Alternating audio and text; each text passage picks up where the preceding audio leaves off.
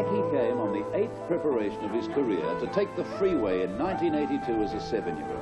And the crowd roared for him, loved him.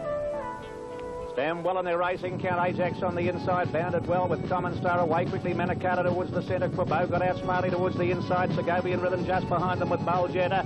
Soldier of Fortune a bit further back in the field on the inside. Cobra in company further away in the field by Fearless Pride.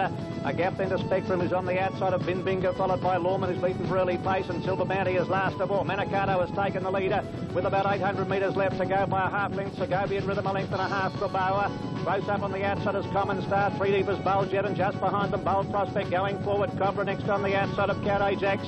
A length to Soldier of Fortune, there followed closely by Spectrum. Binbinga, Lawman commencing a move, and so is Silver Bounty in the well packed up.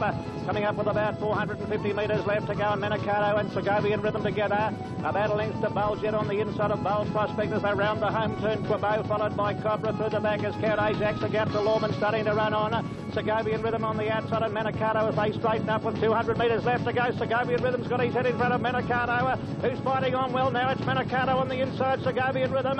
Manakato and Segovian Rhythm. Quabo is joining him with a good run. Manakato just in front. Quabo flashing home out wide. Manakato just to lead him. Manakato's just beaten Quabo, and tight for third. Lawman flew home. Again he was away from racecourses for 10 months. Again he resumed in the Warwick. Again he won. Now he had won 21 straight in Sydney. But the sequence ended there. The King then ran 4th in the Chelmsford and was an unlucky 2nd in the Hill Stakes. Next he won the Mimsy at Caulfield. Manakato has taken the lead at the top of the straight, tackled by Galleon. Quabo is still there. Lawman is down the outside, and there followed by Binbinga. Manakato on the inside, tackled by Galleon at the 200-metre mark. Lawman is under the whip, and then came Quabo. But it's Manakato in front with 100 metres left to go. He's holding Galleon. Lawman running it at 3rd place at Quabo, but it's Manakato. Manakato will win the Mimsy. Manakato a half length to Galleon. 2 lengths away, thought Lawman. Ready? They're off now, and a painted version of the first. The spring racing at Sydney and Melbourne features a series of important races for the specialist sprinter. In Melbourne features a series of important races for the specialist sprinter milers. The first of these is the Marlborough Cup, run at Caulfield the same day as the Underwood Stakes, and this year worth $104,500. The favourite was Robert Sangster's brilliant but unpredictable sprinter Galleon, but Magari's colourful owner Nick Collum was very confident of success. Happened, but we thought he would win. Coming to the picture, a length and a half Papal Bull on the outside of Avatar, getting closer behind them now. Rani Saab, Sweet and Fast, Captain Fluent, Oriental Ruler. They're packing up on the home turn, 450 metres left to go, and Painted Version moved up on the outside to tackle Torbecker. A length and a half to Galleon, eased off the fence and starting to come home well with Quabo as they straighten up. Painted Version's taken a slight lead on Torbecker. Galleon is coming home well down the centre of the track, and just behind it came Pure of Heart, and they're followed by Magari joining in. 150 metres left to go, and Magari on the outside has moved up to take the lead from Pure of Heart on the fence, getting closer. Galleon has beaten Magari's in front, close to home. Pure of Heart trying hard, but Magari too good. Magari by a long neck to Pure of Heart, getting close as run third. A magnificent race and a fitting result, with the first 4 horses across the line being Group 1 winners. Magari is by Maybe Lad, the sire of the former Horse of the Year, Maybe Mahal, from a mare by twice Australian champion sire Showdown. The winning...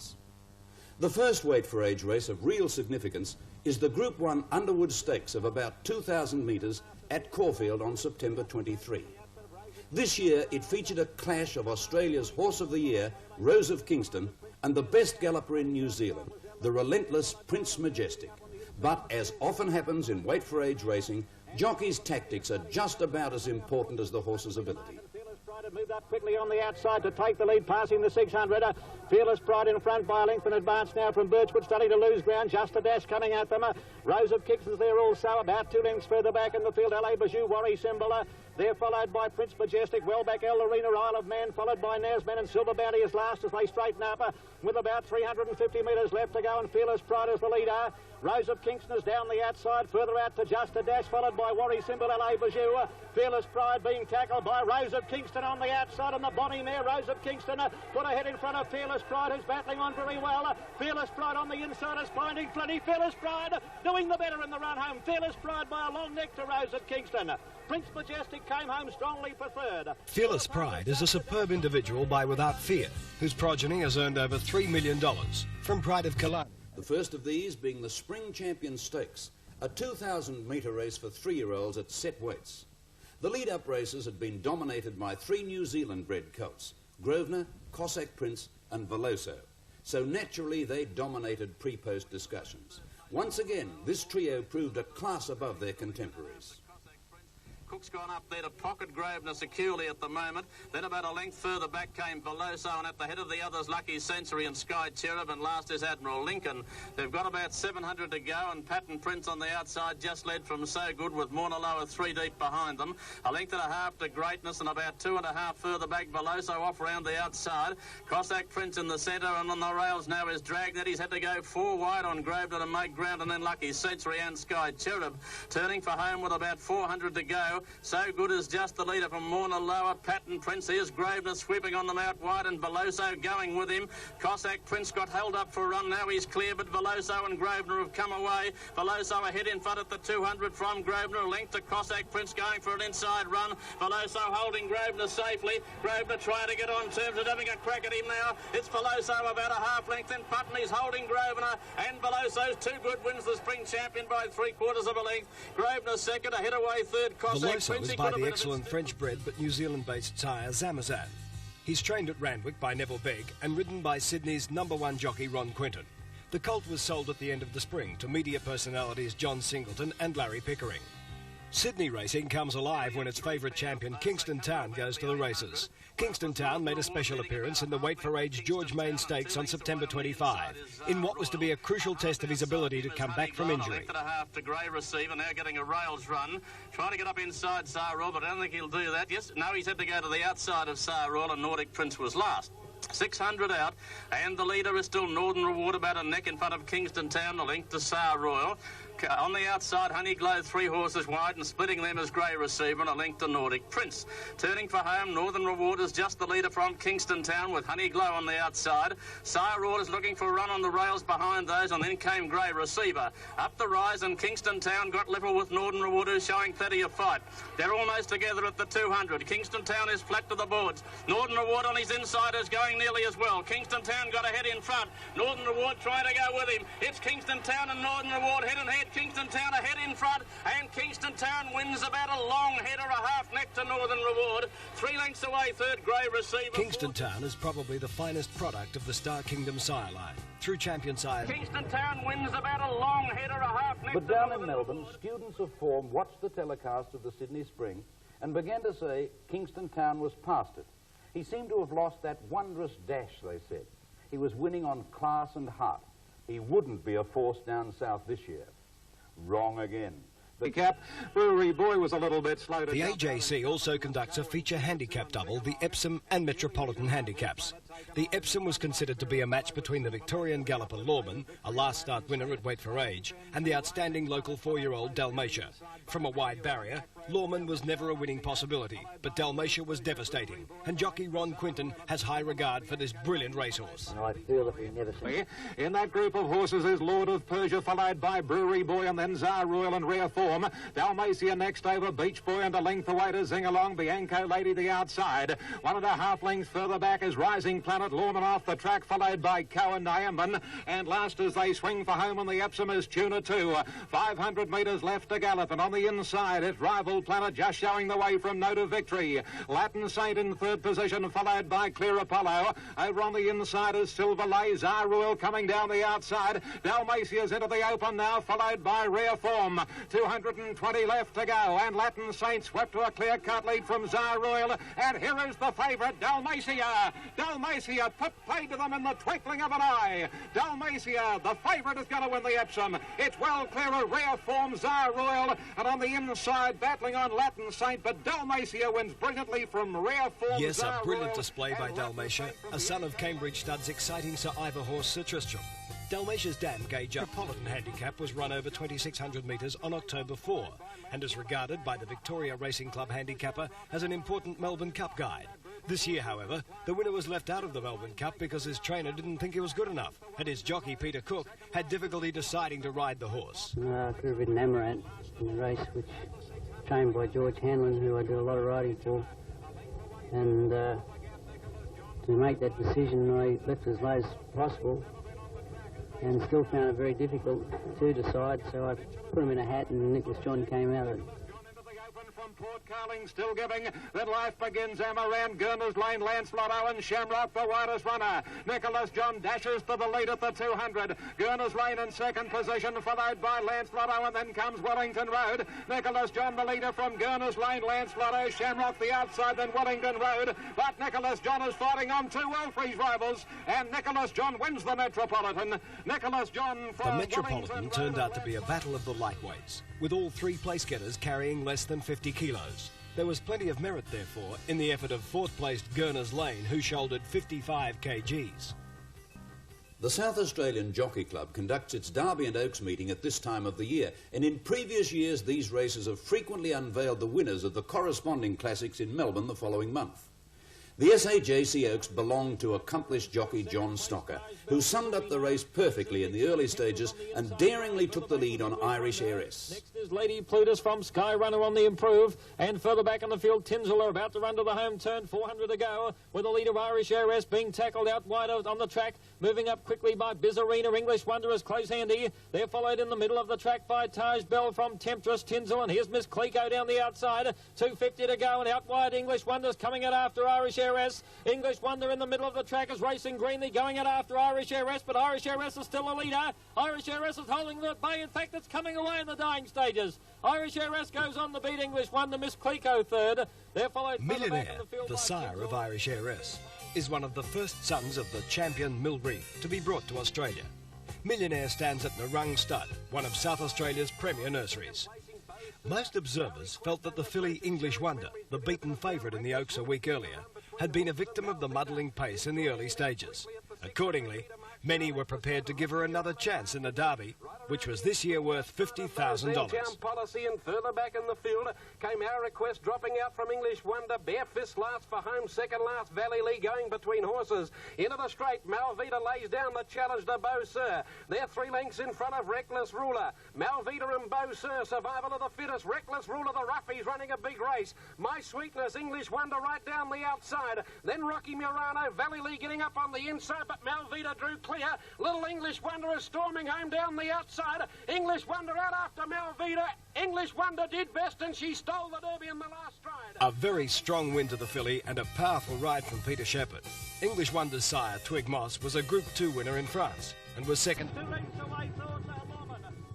But the speculation began again after he finished third in the Fian at the Valley, when everyone hoped he'd pass the $1 million mark, then ran unplaced in the Churnside at Caulfield. Poor in the coat that day. He faded at the finish. He was distressed afterwards. Now, hoisted and Seckle for the first time thought seriously of retiring him. It was probably one of his worst runs. He'd looked bad that day, and he came back after the race rather distressed. And both Mal and myself were, you know, pretty well confirmed in our minds that he would be retired then. But I thought about it for a couple of days, changed his training tactics around a little bit, and he brightened up. He, you know, just seemed to come to life. On October 16. The most important race on opening day is the Caulfield Guineas, which is Australia's equivalent to the English 2,000 guineas. We saw in Sydney how dominant Veloso, Grosvenor and Cossack Prince had been in 3-year-old races. Now in Melbourne, they were at it again. And got them away to a beautiful start.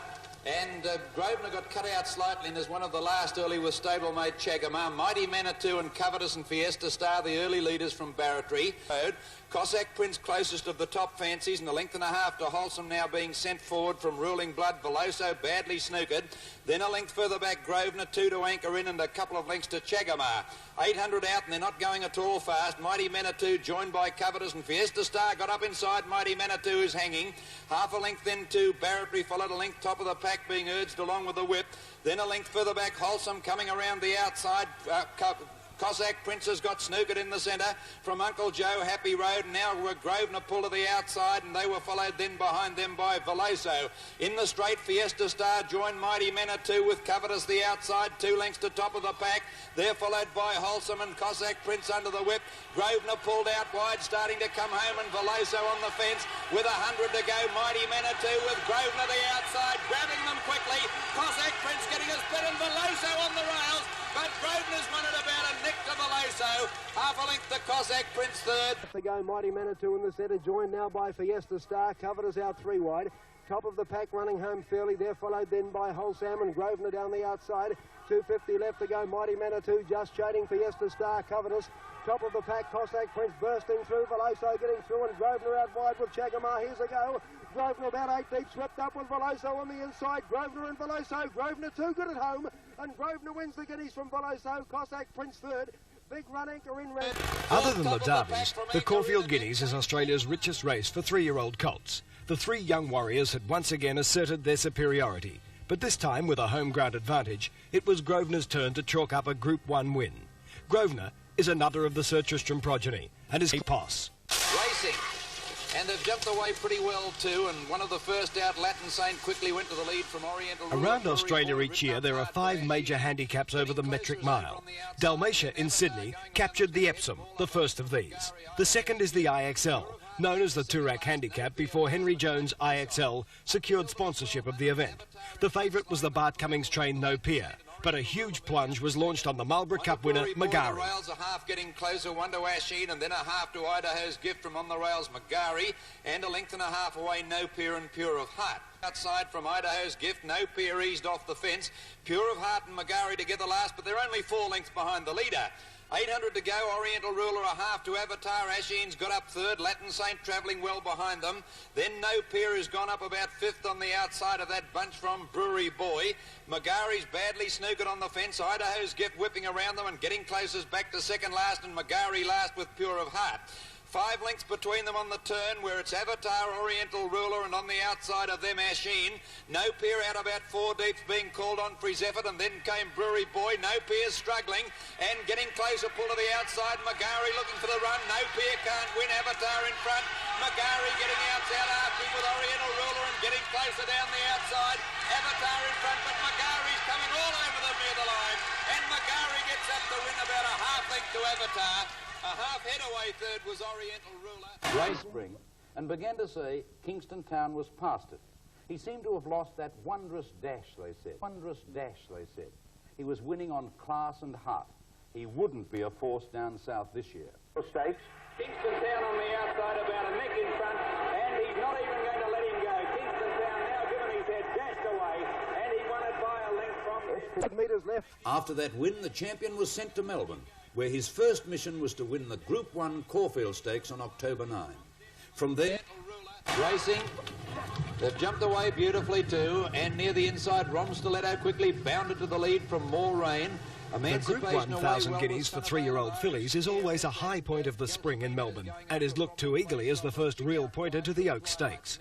Rain on the day of the 1000 Guineas gave horses which raced near the lead a distinct advantage.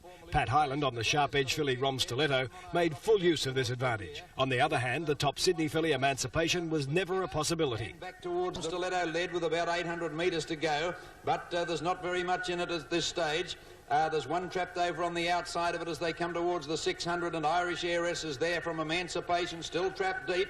Gelsomino is there in the centre, and now More Rain starting to run on from Formal Invitation, Written Wonder. Torn Monarch a long way back. It's Sunnyvale and Rom Stiletto. Rom Stiletto going better than Sunnyvale on the corner. 2 lengths away in third placing now is Irish Heiress, and Highland goes for home. Emancipation's gone, it can't win, and Rom Stiletto sprinted away. 3 lengths in front of the 200. In second placing Irish Heiress, and then More Rain and Sunnyvale, but it's no race. Rom Stiletto's going to win by a mile. Down to the line, and Rom Stiletto's won by 4-5 lengths.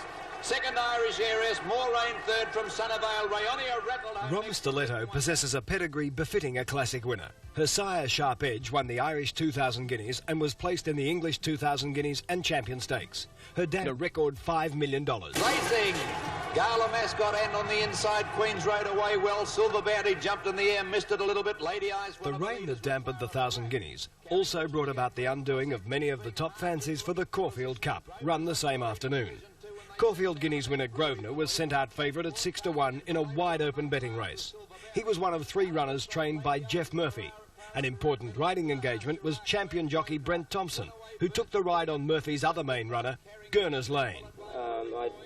Out in the cup, And Brewery Boy a length, Paraparap a half to Grosvenor, Wonderland Slotto, and then Lady Ice over on the inside from Chiraco. Wonder Birchwood about sixth, and Carringbush trailing it from Gala Mascot, 1.5, Gurners Lane, Cossack Prince. Then a length to Just a Dash, Astral in, a length further back, Silver Bounty, Queen's Road, Veloso and Port Carling. 10 lengths cover them with 1,000 to go. And here Brewery Boy, but Carringbush has let go suddenly round the outside, has gone up quickly to hit the front. And Carringbush and Paraparap at the 1,000 or the 800, a length and a half now. Birchwood third. Grosvenor's moving up along the rails, and then Lancelotto. Brewery Boy's gone quickly. Gurners Lane is moving through, and Cossack Prince next under the whip. Then Veloso taken to the outside, and they were followed by Lady Ice and Silver Bounty. With about 500 to go, Carringbush the leader. A half-length Paraparap. Gurners Lane's running on very doggedly next. Gala Mascot got up the fourth. Grosvenor's hard-ridden, and they were followed further back in the field. Then Birchwood dropping out of it.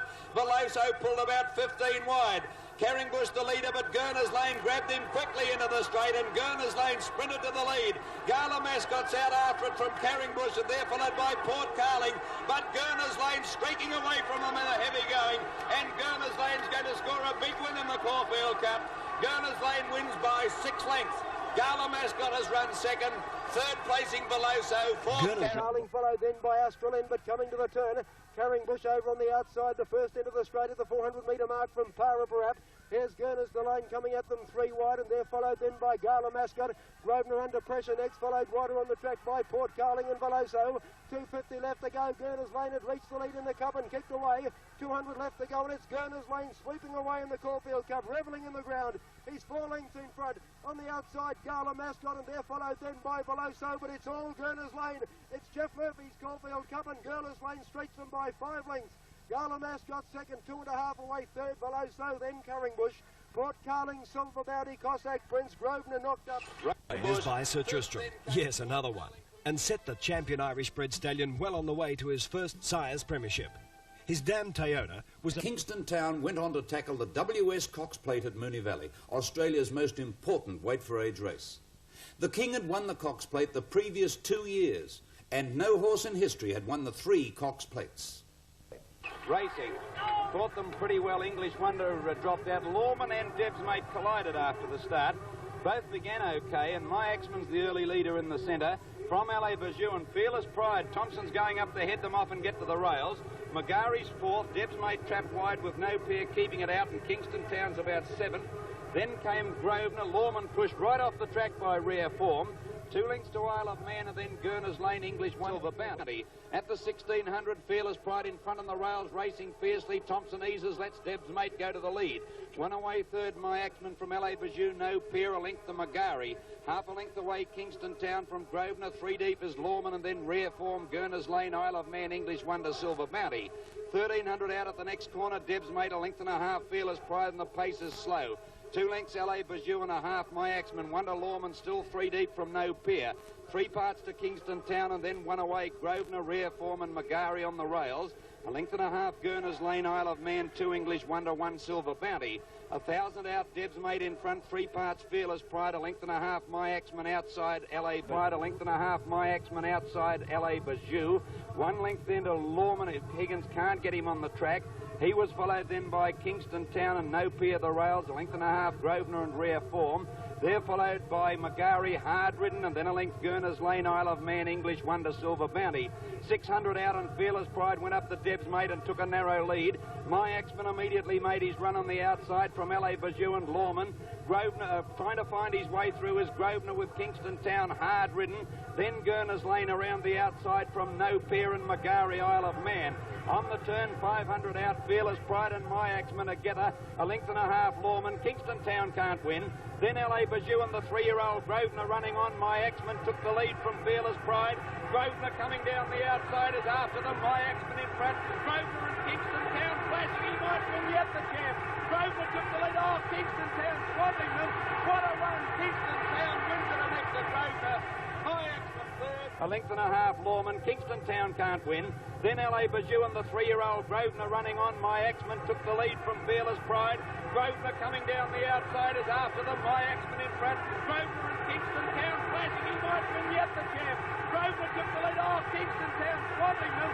What a run. Kingston Town wins it and next to Grosvenor. My Axman third, fourth Fearless Scenes of mass euphoria followed. It was a piece of racing magic. People would talk about the day years on because in 40 minutes, Manikato was also to do something special. Some say it was the King's finest race. But which race do you pick with a champion like this? He was where he did step out. For this was the day of days. An exquisite piece of racing history coming just 40 minutes after Kingston Town had won his third Cox Plate. Those of us at the Valley that day knew we had been blessed. Racing. They've jumped away pretty well. You know, we discussed the race and I said to Bob, what if I can just sit off them and give it to him easy so he can come into it. And it worked beautifully. The pace was a cracker and I just sat off them and I knew actually coming up by the 600, well, this is it. You know, I thought he's going to get it and I straightened up and I remember looking over my shoulder and Roy was looking for a run on Razor Sharp and I thought, well, there's not going to be one there. And when I sort of put the pressure on him, he had this tendency to get in and I thought I'd just get to the line. Manikato, Razor Sharp sitting in on the fence and then Rani's Palace followed by Road Terry and Atjar and War Chest and Avatar. On the turn now and Rancher just the leader, Addington sticking with him a half-length Manikato. Razor Sharp looking for the run and then came Avatar. Rancher's under pressure, Manikato's got him. Manikato's going to get the million, I think he took the lead from Rancher. Razor Sharp running on well from Avatar, but Manikato's cracked the million. He's winning a half-length. And Rancher just the leader, Addington sticking with him a half-length Manikato. Razor Sharp looking for the run and then came Avatar. Rancher's under pressure, Manikato's got him. Manikato's going to get the million, I think he took the lead from Rancher. Razor Sharp running on well from Avatar, but Manikato's cracked the million. He's winning a half-length. We had savoured the magic moment. So it all... They're 2 in a million, aren't they? Heart thumpers. Together on that day, here at the Valley and within 40 minutes of each other, they combined to bring about one of Australian racing's masterpieces. Kingston Town won his third consecutive Cox Plate. Manikato, a sprinter mind you, passed the $1 million mark in stakes. The whiff of immortality was in the air that day. People cried unashamedly.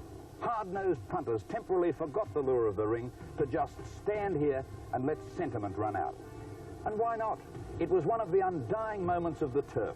If you couldn't feel it, if it couldn't move you, there was something other than blood in your veins. Yet, if you think about it, the formula is stunningly simple. Great horses make great racing. They always have, and they always will. And lucky, how blessed we've been to have had Kingston Town and Manikato racing at the same time, and for so long.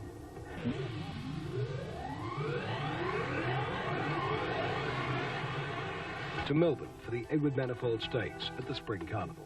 Reladders the leader by length. The Man of Madras and Emancipation is wider on the track, and they're followed by Prime Walk and Ruling Blood. Coming down to the 200-metre mark, and a Reladders being tackled by Man of Madras, and here comes Emancipation.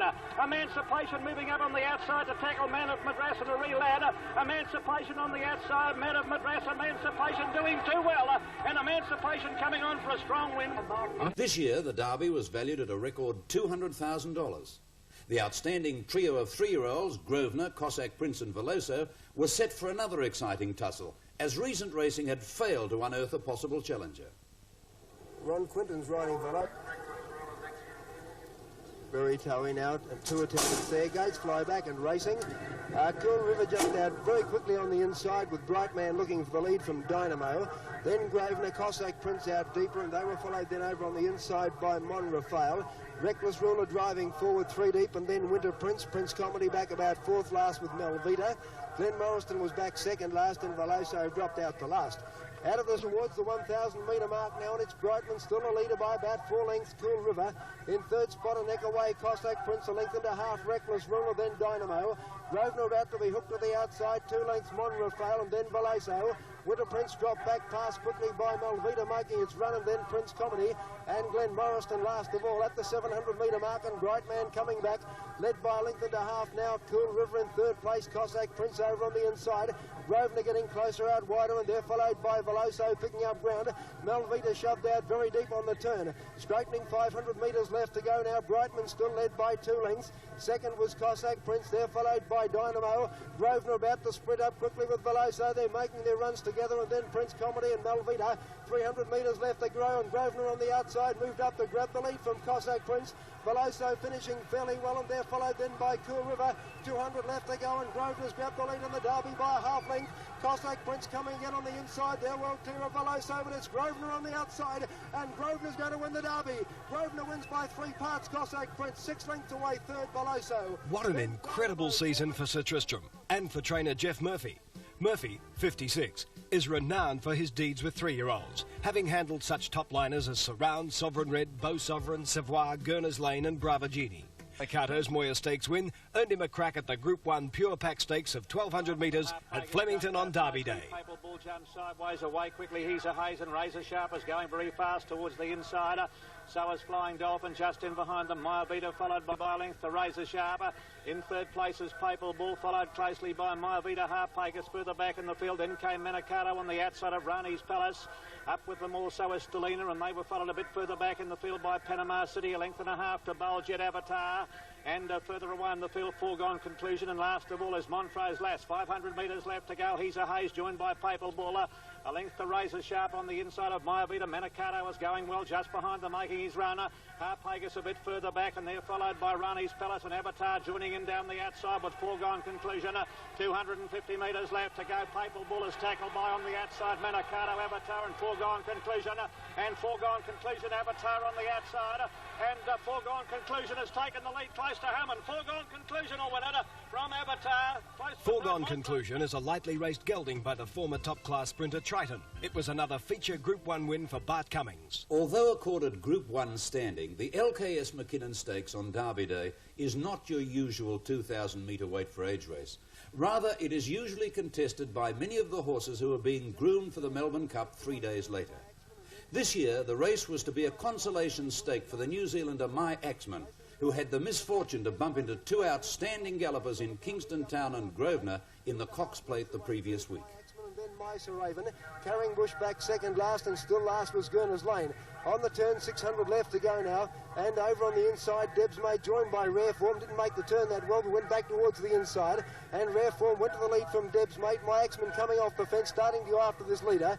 They're followed by Miser Raven, and then Carrying Bush and Gurners Lane. 300 to go, My Axman on the outside, moved up quickly to Rare Form. They've got 250 left to go. My Axman the outside from Rare Form, they're clear of Deb's Mate, inside the 200 metre mark, and My Axman on the outside now grabbed the lead, ducked in on top of Rare Form, and Gurners Lane coming from last, charging down the outside. My Axman kicked away a length and a half clear, and My Axman's going to win the McKinnon by a half length. Great run, Gurners Lane second, Miser Raven not a bad run third either. Then a good win to My Axman, but the performances of Gurners Lane and Miser Raven made both of them emerge as top fancies for the Melbourne Cup. Betting on the Cup, as always, was fast and furious, with more than $60 million being invested on the race Australia-wide. Kingston Town was favoured for most of the wagering, until a mammoth plunge was launched on his stablemate Just a Dash, which firmed from 10-1 to 11-2, and consequently replaced Kingston Town as top fancy. Gurners Lane, Miser Avon and Queenslander Wellington Road were next in commission. Before a crowd of 91,500 people, they're set for the 1982 Melbourne Cup. They're racing. Port Carling and Kingston Town first out from Noble Comment to the roar of the crowd. LA Bijou away quickly going up towards the lead, and Carring Bush showing pace wider out with Rose and Thistle. Gala Mascot is handy in about 7th, placing 2. They were followed by Brewery Boy. Triumphal March is stuck out wide, and Thompson trying to get across somewhere. And Miser Raven and Tohar and Dealer's Choice settle down at the rear. Onto the course proper, Gala Mascot, Noble Comet and Carring Bush, and they're crawling. Kingston Town's angling towards the rails now in 4th placing and gets it. Triumphal March has been allowed to ease up on the outside towards the leaders at this stage, or rather it's Brewery Boy and Kingston Town on the inside. And it's Brewery Boy taking a narrow lead from Noble Comment, Carring Bush, Kingston Town, Gala Mascot. Port Carling on the inside is next from LA Bijou, followed by Rose and Thistle. Behind those horses, Bianco Lady, a length to Astra Lynn. Then came Dry Wine at the Judge. Behind it is Just a Dash, and then 2 lengths to Triumphal March and Wellington Road. Couple of lengths to Mr. Digby, and it was followed then by Amaranth and Silver Bounty. Further back, Magistrate, who's wide on the track. Gurners Lane in on the rails, and then came Barmax, Miser Avon. Dealer's Choice second last, and last of all, Tohar. 2,000 out, and the leader now, Brewery Boy, pulling a length and a half, Noble Comment. 2 to Carring Bush, a length and a half, Kingston Town perfectly positioned from Gala Mascot. Wonder Rose and Thistle, Port Carling, LA Bijou pulling hard, and then Just a Dash. They're followed by Triumphal March. Thompson's going to whip around them with the slow pace on. Whack behind it is Just a Dash, and then came Wellington Road taken to the outside from Astra Lynn. Then came Bianco Lady, Dry Wine, a length to Silver Bounty and Amaranth, and behind them is Mr. Digby. Then a length and a half further back is Gurner's Lane on the inside of Magistrate and Barmax from Miser Raven, Dealer's Choice and Toha. They've got 1,600 to go now in the Cup. And the leader, Brewery Boy, on the inside, but he's not having things his own way as Carringbush pulls up to join him. 1.5 to Noble Comment, and 2 lengths then to Triumphal March, and 1/2 to Kingston Town. 3/4 to Gala Mascot, and they were followed by Rose and Thistle the outside from LA Bijou. Port Carling on the inside, and then Wellington Road and Astral in a length, Bianco Lady. Fair followed by Just a Dash, and behind it is Dry Wine. Gurner's Lane on the inside, awkwardly positioned from Magistrate, and then came Amaranth being niggled at from Barmax. Back behind them, My Sir Avon towards the rear with Mr. Digby and Dealer's Choice and Toha together last. Down with 900 to go, they race now. And Brewery Boy a half length in front of Carringbush. Challengers are coming all around the place, however. It's Noble Comment and Kingston Town 4 deep going up to join them. Gala Mascot there with Triumphal March also. Port Carling going well but can't get a run. Kingston Town took the lead on the corner in the Cup, narrowly from Noble Comment, and they were followed by Brewery Boy, Carringbush and Triumphal March the centre. Here's Astral in coming into it, and Port Carling getting out. Noble Comment and Kingston Town is under the whip of the leaders. Coming up them on the outside now is Avon Valley. Next is Astral in and Port Carling. Kingston Town in front of the 200. A length to Noble Comment. Gurner's Lane getting a split now. Kingston Town in front. Gurner's Lane flying on the inside. He's coming home like a train. Kingston Town joined by Gurner's Lane, and Gurner's Lane gets up to win the Cup. A neck to Kingston Town. Third Noble Comment from Miser Avon, Bianco Lady.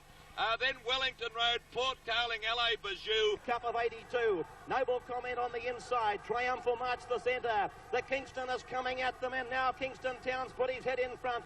LA Bijou is coming from a long way back with Miser Avon, Astro Lynn. Bianco Lady was checked, and so was Silver Bounty. Kingston Town's in front. Port Carling's getting through with Noble Comment. And here's Gurner's Lane driving through on the inside. The Kingston's in front, but Gurner's Lane is going to him. Gurner's Lane after Kingston Town. Gurner's Lane goes home too well and beats Kingston Town. Noble Comment ran third in the Cup, then Miser Avon, Bianco. And I suppose he was a bit better than midfield, but then from that point to about 300 metres out, he was just held up a shade. He couldn't get quite a clear run, and I had to switch back inside, and that's when I interfered with Port Carling. And once he got through on the fence, there was a big gap, and the only horse that to beat at that particular time was Kingston Town. He had a command.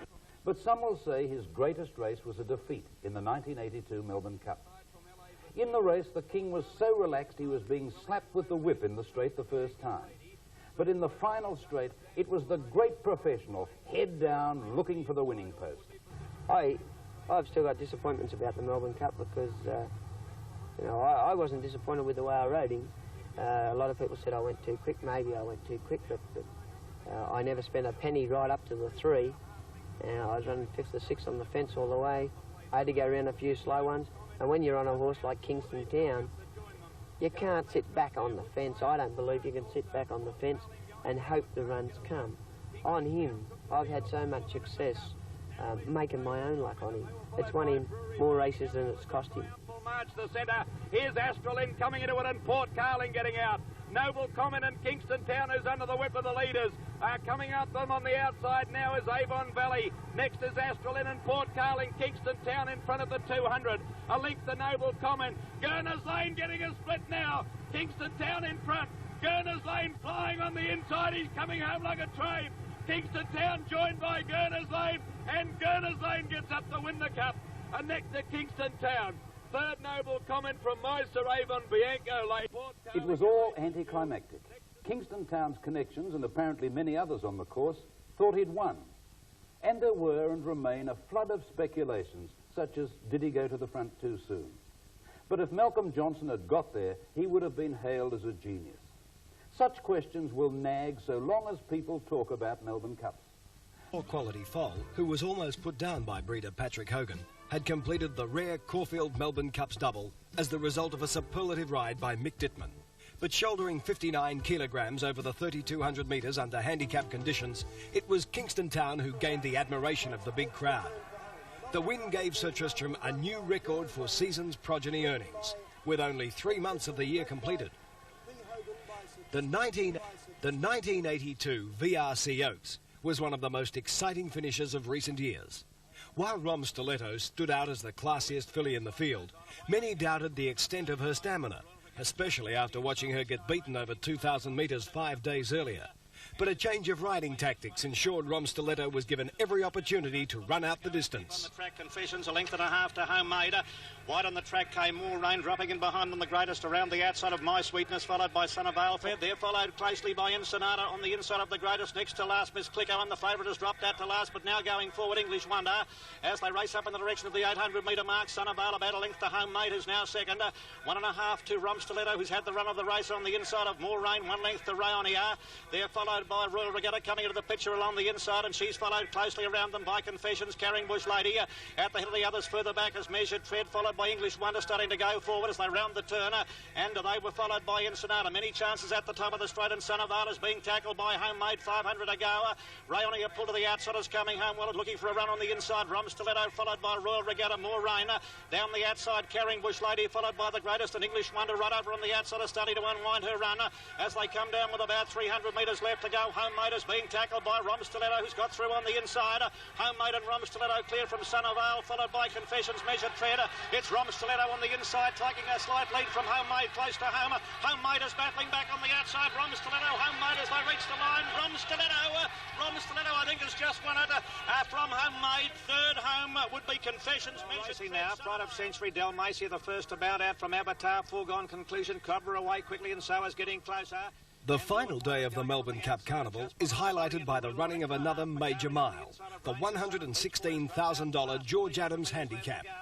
This year, it featured the clash of 3 exceptional Group 1 milers, Magari, Dalmacia and Getting Closer. Dalmacia was short-priced favourite at 7 to 4. Around the outside of Foregone Conclusion, followed by Pride of Century, has got back to second last as the field packs up, and Magari is last of all. They're coming up towards the home turn, 600 metres left to go. It's Cobra on the inside and Rangers Sun together. About a length and a half, Avatar over on the inside of Oriental Ruler. They're followed by Blue and White Pudding and Arana, and further back in the field, Beach Boy is starting to come home well. Dalmacia is back along the inside, awkwardly positioned at the moment. Getting closer, starting to come home well down the centre, and they're followed by Pride of Century looking for a run. Foregone Conclusion, and wide on the track, Magari, anybody's race, 250 metres left to go. Getting close has taken the leader. Magari starting to flash home down the outside, and Foregone Conclusion in the centre. Getting closer, being tackled by Magari, and Pride of Century on the inside. Now it's Magari moving up on the outside of Getting Closer, and Magari as they go to the line. Oh, very tight, Getting Closer. Oh, Magari almost a dead heat between the pair of them. Marvellous Magari, 3 group wins in 1 campaign and defeating every big-name sprinter in Australia along the way. Magari was syndicated later in the season and now stands at Clearview Park Stud in Victoria. The circuit of major racing carnivals now moves 2,000 kilometres across to Perth, where their first Group 1 race for the year is run just a week after the George Adams. Victorian Derby winner Grosvenor was a long odds-on favourite, with the top local colt Rare Flyer the only other one considered. Hawk, and 3 lengths Surprise Moss past the 700. Grosvenor by 1 1/4 over on the inside. Rare Flower ahead, Sanitate. A length and a half, then 2 on the inside. Cheeky Trot, Quest still a wide. Shagamar in the centre, and a length and a half to Lord Hawk, Bold Class and Surprise Moss as they approach the turn now at the 450. And Grosvenor by a half over Sanitate. Wonder Rare Flyer. Then came Cheeky Trot from together again. Quest Stiller, and next in behind them Shagamar for home. Grosvenor joined by Rare Flyer gaining an inside run. Sanitate down the outside, Cheeky Trot coming home from Questilla, but at the 100, Rare Flower in front, over Grosvenor, Sanitate and Cheeky Trot. It's Rare Flower in front, Grosvenor trying to lift, but Rare Flower's got the Derby won. Rare Flower's won the Derby by a length over Sanitate, and knows away third. The $100,000 West Australian Derby was a triumph for local breeders, with a quinella of homebreds. Rare Flyer. We'll talk about Melbourne Cups. But in a way, Kingston Town's last run in Perth's Western Mail Classic was a lovely way to remember him. Rack and Orbital Lady at the 450. He did it hard, ridden with the whip before the turn. But isn't this a way to remember him? Stretching for the line, desperate to win, the great professional. McAlpy for home, down to the 100 and 200 they come, and Rare Flyer joined by Kingston Town on the outside, getting closer behind them, Cheeky Trot, Grosvenor and McAlpy. Kingston Town getting closer and Rare Flyer. Kingston Town ahead in front, getting closer, fighting back, but the champion's got it won. Kingston Town by a length over. That one was for courage. It brought up 30 wins for $1.6 million. How will we remember him? As a 3-year-old, he probably would have won an English Derby. I'm not saying he would have won a Kentucky Derby. It's a different race altogether. He certainly would have won the Japan Cup. I was there to see it, the last one. He would have won easily. Oh, in his prime, at his peak, I don't think there was a better horse in the world. You know, I saw John Henry race in America, who is the world's leading money winner. I was lucky enough to see Spectacular Bid run, but really at his top, I think he was comparable to any horse that I've seen race anywhere in the world. I've got to rank him as one of the best horses I've ever seen. Well, I don't think it was very much between him and Tulloch. I never thought I'd have a horse that could ever match stride with Tulloch, but I guess it's hard to separate these two great horses. The onset of a four-leg injury after the Western Mail Classic kept Kingston Town away from the racetrack for the rest of the season. He departed with the outstanding record of 41 starts for 30 wins and 7 minor placings for an Australasian record of $1,606,240. And only 7 horses in the world have ever earned more. The focal point of the entire West Australian Carnival promotion is the Channel 7 Australian Derby, which at $300,000 is only a $10,000 trophy short of toppling the Melbourne Cup as Australia's richest race. Grosvenor, despite 3 failures in Perth, was sent out an odds-on favourite ahead of local colt Sanitate, with Grosvenor's stablemate Sir Trout third choice at 6-1. Afghans together again, a length of Sanitate followed by Afghan's Idol, Art Roy and Cheeky Trot going quickly around the outside. Grosvenor's been pushed back to second last and Sir Trout was last. They race up now, 700 to go in the Derby, and the filly Cheeky Trot has gone to the lead ahead over Paragon of Virtue.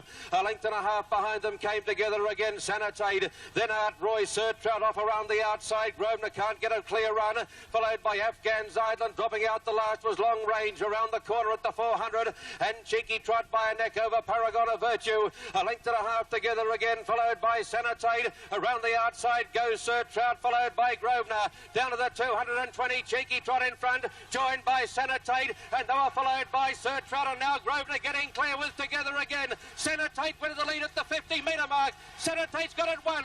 Together again, Sir Trout and Cheeky Trot, but Sanitate's Derby by 2 lengths together again. A length away. A very vigorous ride from Rodney Kemp on Sanitate. Sanitate is a Perth-born colt with a pedigree strikingly similar to that of 2-year-old champion of last season, Rancher.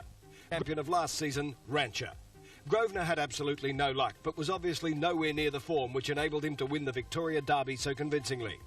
At $175,000, the Swan Breweries Railway Stakes at Ascot on New Year's Day is the richest of the 5 Group 1 handicap metric miles in Australia. With Victorian Magari having proved almost unbeatable under such conditions, the only horse to have tested him, Getting Closer, was looked upon as the logical winner in Magari's absence. This time at least, the facts and figures men were spot on. Where the Grey Sapphire took on by Bizet, 3/4 to Portinari, a length of Tangiers and Tsar Royal. On the inside next was Heron Bridge, a length and a half behind them, Papermaker being followed by Getting Closer. Then came McAlpy, Foregone Conclusion, Admiral Star, National Image, and well back on the home turn, Nitro Lad, Whiskey Lover, Kiwi Bride, Hallpack's Image and My Bet, but at the 400 metres and Bizet showed the way from Portinari. Grey Sapphire in behind them came Heron Bridge, followed by Getting Closer around the outside, McAlpy, and then came Tsar Royal and Foregone Conclusion down to the 200, and Portinari took over by 2, Heron Bridge, then Getting Closer, McAlpy and Bizet, but at the 100 is Portinari by a length over Heron Bridge, and here comes Getting Closer. Portinari from Getting Closer, Hallpack's Image getting out, but Getting Closer's got it. Getting Closer by a head over the Railway Stakes was the biggest win as an owner for leading Eastern Stakes bookmaker Mark Reed and was a crowning personal achievement for his stable jockey Greg Hall. Getting Closer is prepared by Reed's private trainer Henry Davis. Giant Sydney mare Bianco Lady earned a trip to Perth with a solid win in the Group 2 Sandown Cup of 2,400 metres back on November 13. The New Zealand-bred mare did everything right in Perth, and by the time this race came around, the $175,000 Perth Cup, the mare was a short-priced 10-9 favourite. Her backers never had cause for alarm. Going up 3 wide now to take over at the 900. Bianco Lady striding away by a length and a half, but poor Carling gained a beautiful run up on the inside. A length away then to Manitouma, improving quickly, followed by Swift Knight, Magic Gauntlet, then Pulitzer Prize beaten. Around the outside, Die Hard. Then came Gypsy Rondo, Miss Roma and Little Orca stopped in his tracks as they go to the 650. It's Bianco Lady on the outside by 3/4, Port Carling.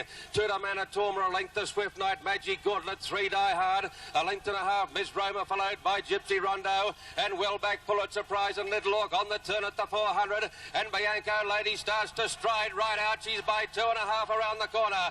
The mare Bianco Lady straightened up by 4, Port Carling, then Swift Knight, Manitouma, followed by Magic Gauntlet and Die Hard, but at the 200, and Bianco Lady 6 in front over Port Carling and Swift Knight. It's a cakewalk for the mare Bianco Lady. She's 8 in front over Swift Knight and Port Carling, and Bianco Lady striding right away, has won by 8 lengths over Swift Knight, a length and a half Port Carling, 2 to Manitouma. For jockey Brent Thompson, this was his 4th big cup win for the season, having already picked up the Caulfield Cup with Gurners Lane, the Moonee Valley Cup with Triumphal March and the Sandown Cup with Bianco Lady. Now came the 9th and last preparation. What did Manicato do? He won the William Reid for the 5th time. Can he do it, the champ? They're set.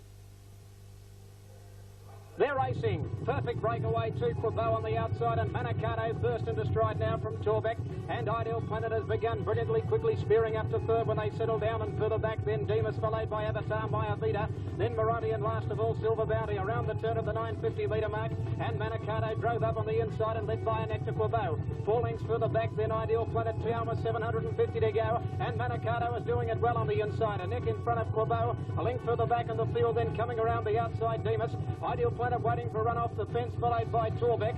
Silver Bounty starting a run from Avatar, Maya Vida, and 2 lengths last of all Morandi. At the 400 metre mark, and Willits is about to ask the champion to go. Manicato about a neck in front of Quebeau, a length and a half further back Ideal Planet. Demas on the outside, followed further back by Torbeck. On the turn, and the champ is asked to go again now. Manicato about a half length in front of Quebeau. Ideal Planet trying to get out. It's Manicato in front, 150 from home. Quebeau trying to get to him, and Torbeck down the outside, but he's going to do it, I think. The man is hanging on Manicato. Torbeck lunging down the outside, but he's got home. Manicato, he's done it again. He's won it by a head to Torbeck. Next it was a second. By a head to Torbeck. Next it was a second in the Lightning at Flemington. New addition to the Group 1 circuit in Australia is the Schweppes Australasian Oaks, which had its inaugural running at Morphettville in 1982, with victory going to Rose of Kingston. This year, elevated from Group 3 to Group 1 status, the Oaks attracted a strong but even field of local fillies. The Bart Cummings trained Royal Regatta, who had beaten Rom Stiletto in Melbourne during the spring, was favourite at 2 to 1. The back in the field then, over on the inside there, and there's Irish Heiress going around at a great rate. Explicit the rail from Royal Blessing, they're followed further back in the field then by a Flighty Girl, and down on the inside is Twiggerlay from Total Triumph. Royal Regatta is starting a run. Irish Heiress has gone from near last to take up the running at the 600. Out by 2.5, the Twilight Cabers, Confessions, and Flighty Girl out wider. Gold Aussie is coming off the fence, and they're followed by Explicit, Royal Regatta around the outside, and further back in the field is My Sweetnesses are about to turn for home. They're followed at the head of the others then as they straighten up by Val Cave, and coming into the picture is Royal Blessing. Down with about 300 to go, Confessions is tackling Irish Heiress. Down the outside is Gold Aussie finishing strongly from Royal Regatta. The fillies are spread across the track. Gold Aussie about to go to the front. Royal Regatta, the favourite, is flying home. Royal Regatta on the outside is raced up to Gold Aussie. It's on the outside, Royal Regatta. Gold Aussie kicking again. Royal Regatta wins. Royal Regatta wins the Australasian Oaks from Gold Aussie. Confessions third. A phenomenal finish with John Letts absolutely lifting Royal Regatta to the line to grab victory in the last stride. With stakes of $130,000, the Australasian Oaks is this country's richest event for 3-year-old fillies. Next, it was back to Melbourne for the beginning of the autumn racing, where, in contrast to the spring, the emphasis is on sprinters and 2-year-olds. The VATC's 2-day autumn meeting has 3 Group 1 features, the first being the Oakley Plate, regarded as the most rugged test of a sprinter. The 1982 winner, Harpagus, was sent out favourite at 7 to 2, but after the race, it was the bookmakers who were doing the cheering. Lord Ballina on the outside with Fiesta. Starlight goes on, and they're off. And Lord Ballina jumped out very fast with Maya Vita, followed by Fiesta Star, and getting out quickly Painted Version. Just in behind them, Tudor Sky is going very fast, and so is Sons Ribola. And a bit further back in the field is Harpagus on the outside of Count Ajax, and pushing up along the inside. Just in behind them, Razor Sharper, and they were followed by Mr. Zeisel, who's over on the inside of Warchest. A bit further back is Aquatorial. Galleon's about third last down the side, and the last couple of Showman on the outside of Penny Edition. Coming up towards the home turn, 600 to go, and Tudor Sky had swept to the leader. About a length to Sons Rival on the inside of Painted Version. Just behind them, Razor Sharp, Northern Gem around the outside, Lord Ballina. Harpagus looking for a run, followed by Fiesta Star. Mr. Magic coming into the picture, still well back as Galleon as they make the turn, Count Ajax. Tudor Sky is leader into the straight with about 300 metres left to go, being tackled by Sons Rival, who's coming home well. Further out to Painted Version, followed by Razor Sharp, who can't get a run. Count Ajax back behind them, and Showman from a long way back with Harpagus. Sons Rival has taken the lead with 100 metres to go from Tudor Sky. Razor Sharp, and flashing home along the inside is Count Ajax. Anybody's race. Count Ajax has got through on the inside. Oh, very, very tight. Count Ajax or Sons Rival, and Galleon. Sons Rival, a 50-to-1 outsider, caused the upset of the carnival in beating another 50-to-1 chance, Count Ajax, with Robert Sangster's Galleon an unlucky third. Stand by for a start. The lights on. They're racing. Baracus jumped out well with Brave Show. On March 5, the VATC present Victoria's richest two-year-old race, the $135,000 Blue Diamond Stakes. The prelude races, decided on February 26, went to Brave Show and Lover Show, with Lover Show recording the better time. Nonetheless, Brave Show was unbeaten in 5 starts and was sent out a warm favourite. On the inside has been joined by Favours, a length to Lover Show, 2 lengths away Secunda on the inside of Worth, a length and a half to Brave Show. Over on the rails, Van Tozer. Dark Moments is next on the inside of Baracus, and a length and a half Sentimental Lady. Racing up 600 metres left to go, and Solo Performance by a length to Lover Show. They're followed by Favours Secunda.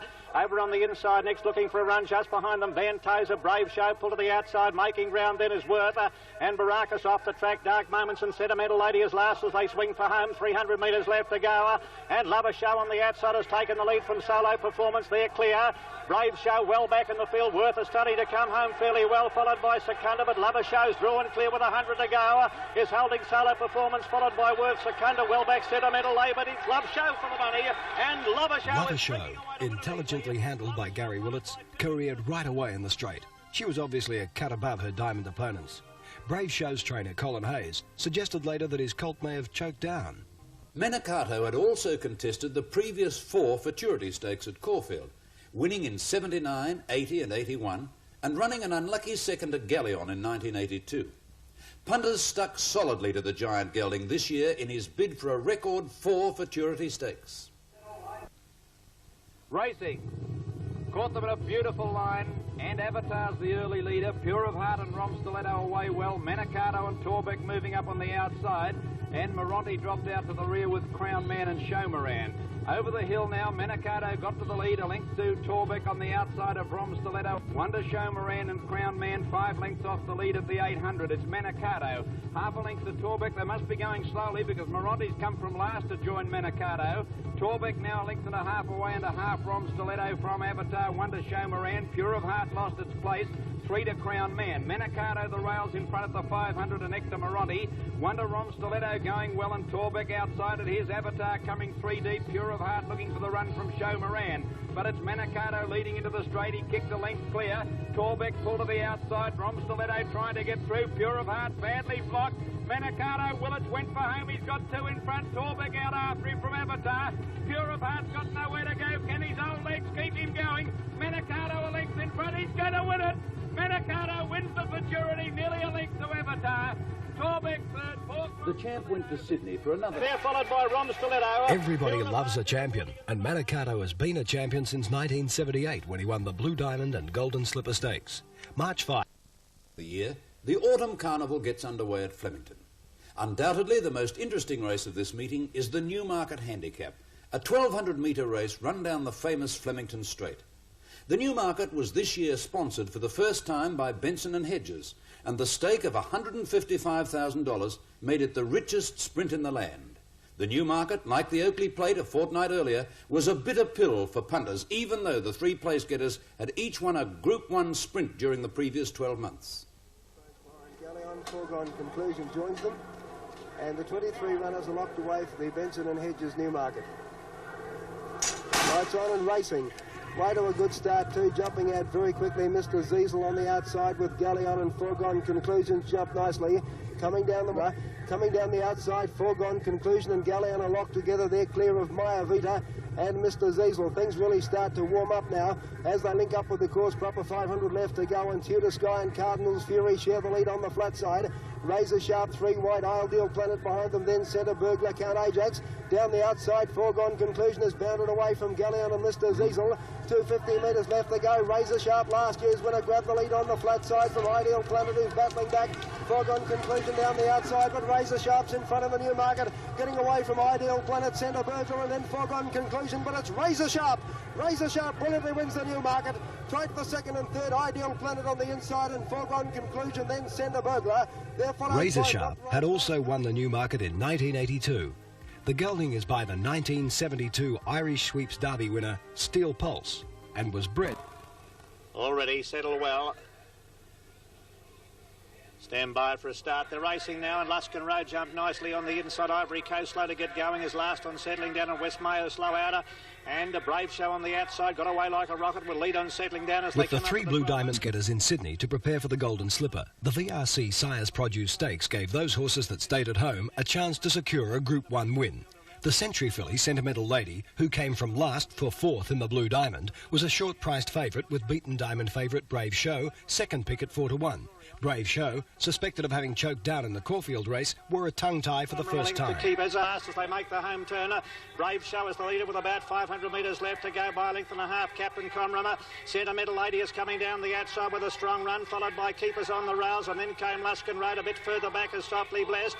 Brave Show's in front, coming down with about 250 metres left to go from keepers, and Sentimental Lady is under pressure, followed by Captain Conrummer. Brave Show's in front, past the 200, nicely clear from keepers. Sentimental Lady can't go on, followed by Dynastic from a long way back, but Brave Show's in front. Brave Show stopping a bit near the line, but is going to win, and Brave Show's won it by a length and a half to keepers. 2 lengths away, third Dynastic, followed by Sentimental Lady. A dashing, purposeful ride from Thompson, but the change of riding tactics sparked a demonstration from irate punters. The win continued a wonderful season for Without Fear, who still holds the... And getting closer on the inside was the first to jump out from Noble Comment, followed by Spectrum. The second of the open class Group 1 races at Flemington is the $100,000 Australian Cup of 2,000 metres on March 14. All the rage for the race was the giant Sir Tristram gelding Tresaro, who'd been purchased from New Zealand interest for $250,000. His effortless win in the Carline Cup at Caulfield on March 5 stamped him as a galloper well above average, although his effort there earned him a stiff 4.5 kg penalty at Flemington. Tresaro was backed as though unbeatable into odds-on. Melbourne Cup winner Gurners Lane met solid support, and the consistent Getting Closer had admirers at 11-2. And Woking had ranged alongside Amala. They're out by 2 lengths to Irish Aries, a length and a half further back then. Came Gala Mascot on the outside, and right around the outside Tresaro coming into the picture. Then came Spectrum on the outside of Getting Closer, looking for a run. And a bit further back as Noble Comment, and Gurners Lane is starting to improve his position as they pack right up on the home turn with about 600 metres left to go. And Tresaro's gone right around the outside to hit the front at the top of the straight. Tresaro the favourite in charge as they straighten up with about 450 left to go. Tackled by Spectrum, running on well, and they're followed by Silver Bounty. Gurners Lane's a long way back. Tresaro in front has been tackled by Spectrum, who looks a big threat, and Silver Bounty finishing well. Gala Mascot is getting up along the inside and getting closer just behind them, and down the outside was Our Shout. Spectrum on the outside, Tresaro fighting it out. Spectrum's taken the lead with 100 metres left to go, getting closer, finishing fast. Spectrum in front, close to home from Silver Bounty. Spectrum's hanging on, Noble Comment flying, but Spectrum won it. Spectrum has won it. Noble Comment and nose ahead of Silver Bounty for second and third. Our Shout is close behind them. Brent Thompson, heading for his 3rd Jockey's Premiership, lands his 5th Feature Cup for the year, and another win for the highly successful Colin Hayes stable. After Flemington, it's off to Sydney for a feast of feature racing which lasts for 2 months. One of Sydney's biggest autumn draw cards is the 3-year-old Triple Crown, a 3-race series of middle distance races which culminate with the AJC Derby. The first of these is the Canterbury Guineas on March 5. Off now on the inside. Adenia's son got out well. Top of the pack being given a couple of cuts early with the whip. Veloso being ridden to take a position. Mr. McGinty hard ridden to stay up there. He's got back about 5th or 6th settling down. Strawberry Road coming across from the outside. Kiamare with him, and then Baron Kane followed by El Murzo. Veloso in on the rails. Lucky Sensory on the outside. Masqué is back about 4th last and at least 5 or 6 horses wide as they leave the straight. Young Chapwoodly placed, then a length the Lucky Sensory. El Murzo, Dragnet and at the flood. Masqué had taken the lead with 900 to go, but he's been off the course to try and get there, and immediately he's taken on by Reuters News, 3 parts of a length to Kiamara, and Wonder Mr. McGinty now travelling well about 5th.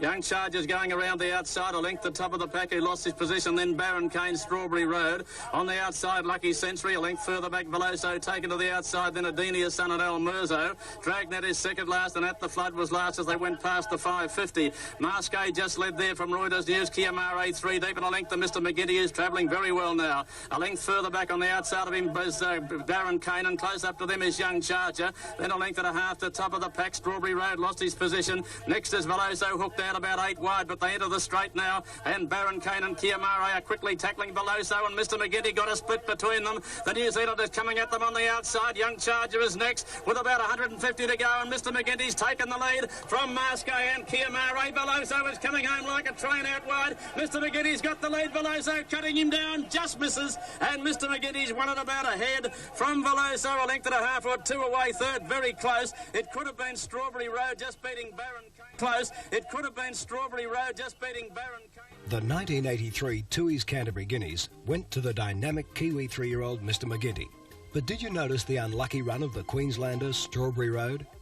On March 12, the Sydney Turf Club run the Wait for Age Rawson Stakes, and it was the all-conquering Sir Tristram's influence evident again. Round now, about 2 lengths away, Ring True about to be joined on the outside by Strawberry Road. At the 600 metres mark, and it's Our Planet just the leader from Fountain Court, and now Bianco Lady makes a quick move on the outside and goes up to the leaders. Quinton makes the turn 4 deep on Dalmacia as they turn for home. Into the straight, Our Planet headed by Fountain Court, the baldy face of Bianco Lady, and now Dalmacia down the outside. The Queenslander Strawberry Road starting to run home strongly. He looks confident on Dalmacia as it ranges to Fountain Court. Dalmacia quickly headed Fountain Court, 2 lengths away. Strawberry Road, who ducked in badly. He's got a bit of a struggle on his hands though. Fountain Court kicking again. Dalmacia, Fountain Court. Quinton had to get desperate. He landed Dalmacia a winner by a head over Fountain Court. Gee, the Kiwi ran a bold race. Strawberry Road third, race very greenly. The Sir Tristram horse Dalmatia had achieved the status of a Group 1 stakes winner earlier in the season, but had steadily moved up to Wait for Age class. The stallion had been purchased for stud duties by a syndicate headed by Mr. John Massara and will cover his first book of mares in the spring of '83. No one knew it at the time, but the Rawson was to be Dalmatia's last race. Road. The second leg of the Triple Crown series is the Rose Hill Guineas, run over 2,000 metres on the more spacious Rose Hill course on March 19. Mr. McGinty and Veloso completely dominated discussions. But the replacement of Wayne Curran with Mick Dittman as the jockey for Strawberry Road kept that colt under notice. Dittman took Strawberry Road straight to the front.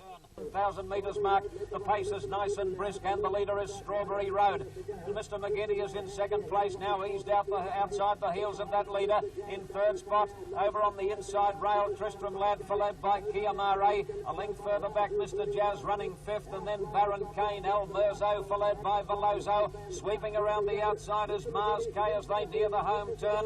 Going with it is Razoo. Admiral Lincoln is a long way back in the field, and back towards the tail, Wholesome, and at the flood as they turn for home. Into the straight now, 450 left to go. Mr. McGinty has raced up to join Strawberry Road. Mr. McGinty and Strawberry Road have come away from them. They lead about 4 lengths on Tristram Lad. Vance is first to go for the whip on Mr. McGinty. The Queenslander Strawberry Road has beaten him off. Strawberry Road kicked away from Mr. McGinty, halfway down the straight. The others are headed by Veloso, but it's all Strawberry Road, and it's Queensland's Rose Hill Guineas. Dittman in his best, and Strawberry Road came away to beat Mr. McGinty. Third Veloso, fourth Mr. Jazz. Like me. By Kiamare and Veloso a good way back, but coming to the 200, the Queenslander giving a great sight, Strawberry Road. He kicked, and Strawberry Road's about 2 lengths clear on Mr. McGinty, making no headway. A good gap Veloso, followed by Mr. Jazz, and then Tristram Lad, but it's a Banana Land Rose Hill Guineas.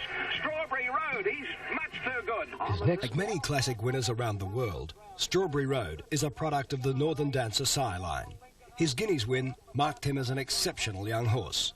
With Manikato back in winning form, Bob Hoisted had no hesitation in taking the old champion to Sydney for the $100,000 George Ryder Stakes at Rose Hill on Guineas Day. Normally, Manikato would be at odds-on in a weight-for-age race over 1,400 metres, but the parochial Sydney-siders sent out the 3-year-old filly Emancipation favourite ahead of the veteran. Was it really parochialism or just good judgment? Started him at a length further behind them, quickly to have a crack at him. And at the 800, Manikato led her next to Galleon, 2 lengths away in third place, Ideal Planet. A half on the outside to Marquis Star, 1.5 to Avatar, and ahead to Razor Sharp. A little over a length further back, Emancipation, giving these leaders a fair start, and then Manuan, followed by Rare Form, Vivacity at the head of the others, Northern Reward and Hussars command the last 2. 4:50 to go now. Manikato the leader narrowly from Galleon. Galleon had almost drawn level with him when they head for home, and about a length and a half further back then came Marquis Star.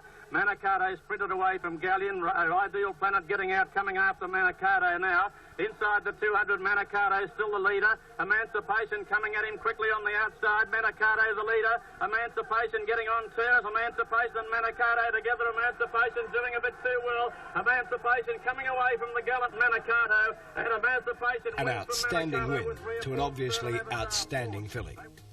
After winning the Canterbury Stakes, she was set for the first of her Group 1 wins. Very quickly, Emancipation is winding up. She's coming after Manny. Emancipation, the 3-year-old filly, is ranged up to the old champion. Emancipation headed Manikato. Manikato kicking again, but Emancipation is a mighty filly. Emancipation streaking away from Manikato and leading just over 2 lengths with Rare Form and nose away third, and his run was big. Emancipation was now favourite for the Doncaster. The handicapper treated her with considerable respect, giving her 1.5 kilograms overweight for age. Champ went to Sydney for another tilt at the Ryder, but was beaten by the brilliant mare Emancipation. Now, look carefully at this. It's the suburban colt from Campbelltown's last run in a race. Streaking away from Manikato and leading In all, Manikato won 29 races over 6 seasons. He was only 5 times unplaced in 47 starts. He collected $1.1 million in stakes. He set winning sequences in certain races which I think I can safely predict will never be equal. But this is the stuff of computer records. This was no super robot of the turf we've been watching. Manikato was a horse, game and marvellous, one of the great sights. He didn't hit the ground, he pulverized it. He just didn't want to beat the opposition. Like the great heavyweight fighter he was, he wanted to destroy them. He hated fuss. He seemed bored. I've ridden some great sprinter milers in my life, right through the great filly Storm Queen, who achieved in her 3-year-old days probably something like an equal to Manikato. Horses like Century, Taj Rossi, all great names that are now down in history and in the record books. But there was certainly none better than the great Manikato. And to win a weight-for-age race for 5 successive seasons, and I'm referring to the William Reid Stakes, that just won't be repeated again. That's like a Stawell Gift winner winning the Stawell Gift a dozen times in succession. It just won't happen again. This horse, I think in a few years, he'll be the measuring stick of all the horses that are racing. One thing about it, I said to one of my lasses, here one evening, we'd had a particularly long, hard day with him. We got home. I think it may have been the William Reid Stakes day when I was 110. And I thanked the girl for her help that day. And she just looked up and said, "Oh, boss, he just makes it all worthwhile."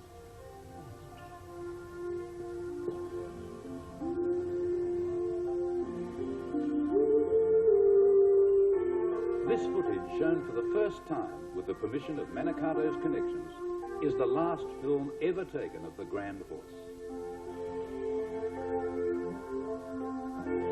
But the excitement generated in Sydney by the Golden Slipper Stakes isn't far behind. The Slipper has been heavily promoted over the years and is now accepted ahead of the Derby and the Sydney Cup as the most important race in New South Wales. This year there were chances conceded to only 4 horses.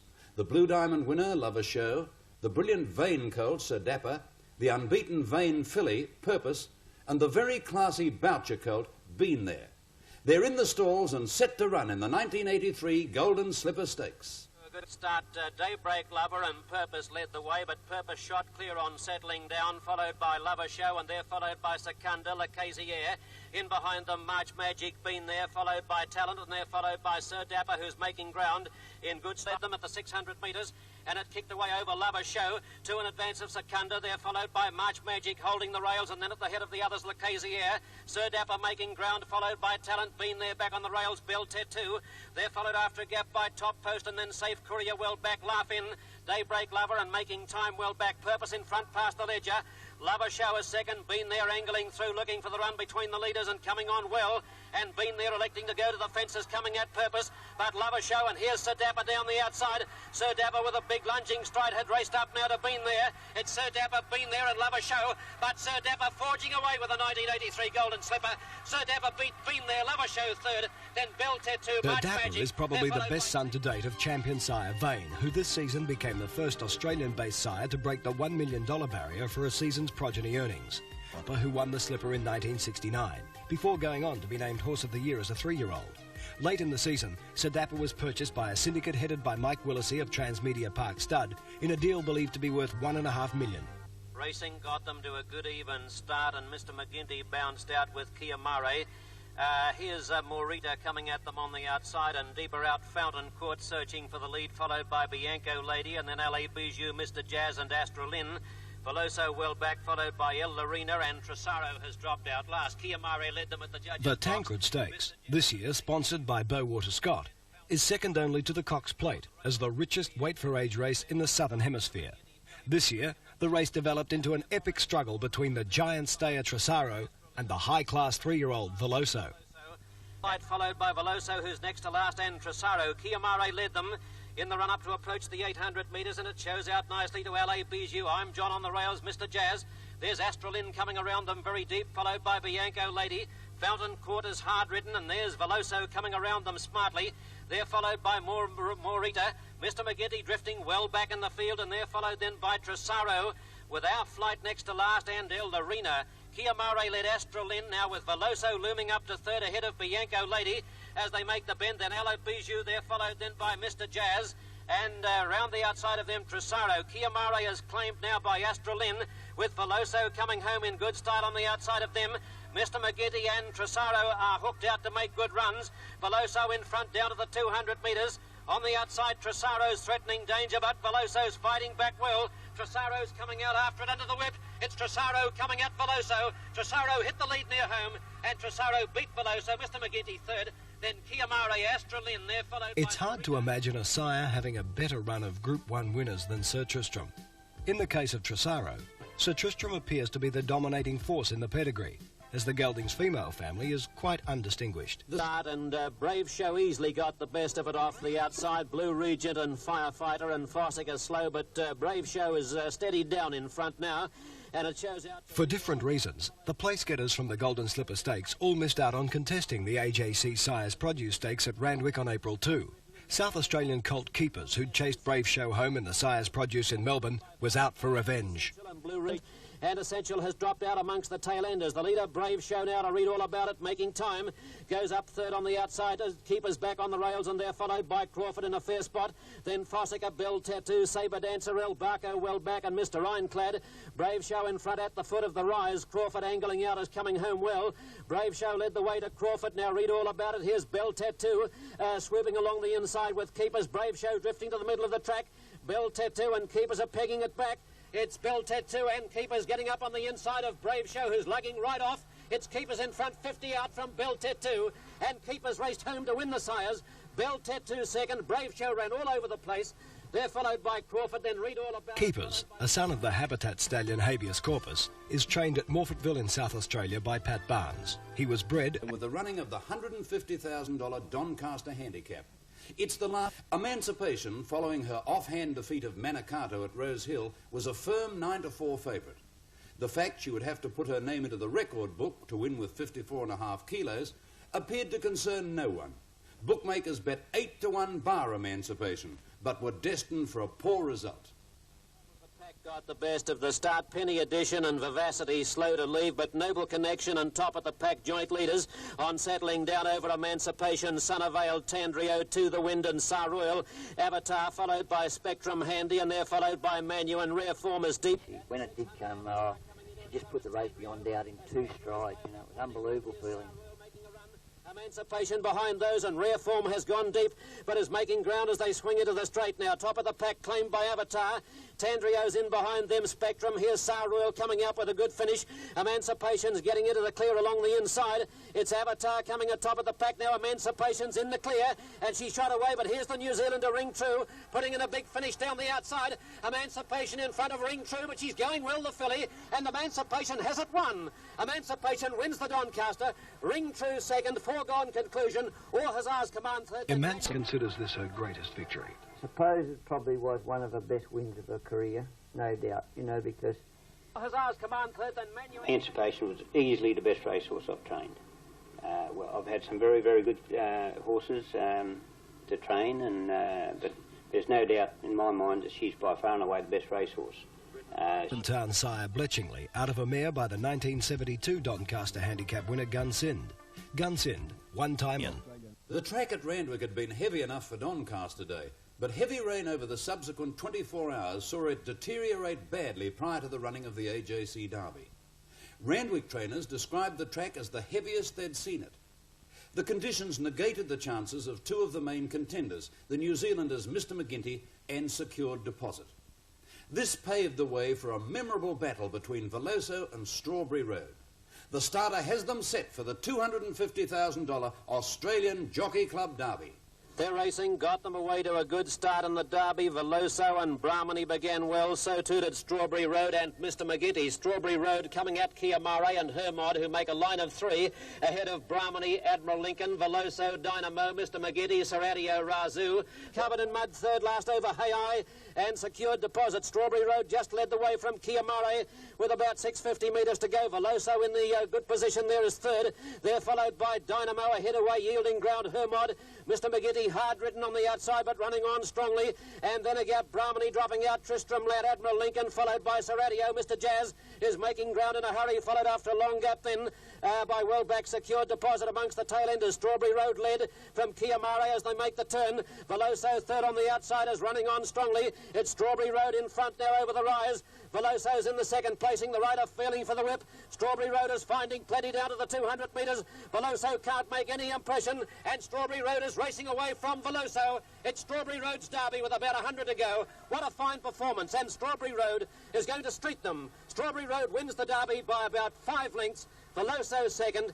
12 lengths away third, Kiamare, then Mr. Jazz Hermod. And that's Strawberry Road by about 3/4 of a length on Kiamare. A length of Veloso popped the question, and about 3 or 4 then to Mr. McGinty. On top of the rise in the Queenslander, Strawberry Road. He's a length and a half Veloso and 2 1/2 to Kiamare. But Strawberry Road, he's going great guns. Veloso making no impression on him, and the Queensland combination of L.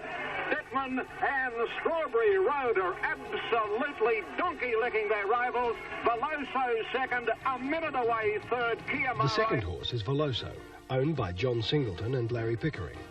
As Singleton said later, but for Strawberry Road, he would have won the Derby by 16 lengths. A fact he was to remember when he subsequently bought a share in the champion. Then Mr. Jazz Hermod. Wet or dry, it makes little difference to this handsome grandson of the international stud champion Nijinsky. The official margins were Strawberry Road by 5.5 lengths to Veloso, with Kiamare 16 lengths away third. Although racing in the Oaks and got them to a good even start, and Rom Stiletto and Gelsomino bounced out. The AJC Oaks, run 48 hours after the Derby, was run on a slightly improved track, although it was still heavy. While the Oaks had looked to be chiefly a match between the VRC Oaks winner Rom Stiletto and the South Australian Derby winner English Wonder, an impressive Zamazan filly, Starzan, emerged as an extra possibility in winning the Princess Handicap at Randwick on Doncaster Day.